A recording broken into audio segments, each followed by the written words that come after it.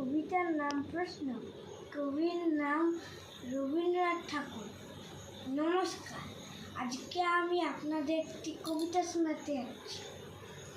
মাগো, আমার ছুটিতে বল, সকাল থেকে পড়ছি যে মেলা। এখন আমি তোমার ঘরে বসে করব শুধু পড়া পড়া খেলা। তুমি বলো এখন দুপুর হয়ে সবে, না হলো কি সত্যি হলো তাই? একদিনও কি দুপুরবেলাকে বিকেল হলে মনে করতে নাই? আমি তো বেশ ভাবতে পারি মনে, সূর্যি ডুবে গেছে মাঠের শেষে। বাগদি বুড়ি চুবড়ি ভরে শাক তুলছে পুকুর ধারে এসে।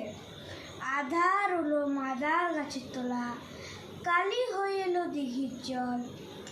হাটের থেকে এলো সবাই ফিরে, মাঠের থেকে এলো চাষির দল। মনে করো না উঠলো সাঁঝের তারা, মনে করো না সন্ধে হলো না যেন। রাতের বেলা যদি দিন হয়, দিনের বেলা রাত হবে না কেন?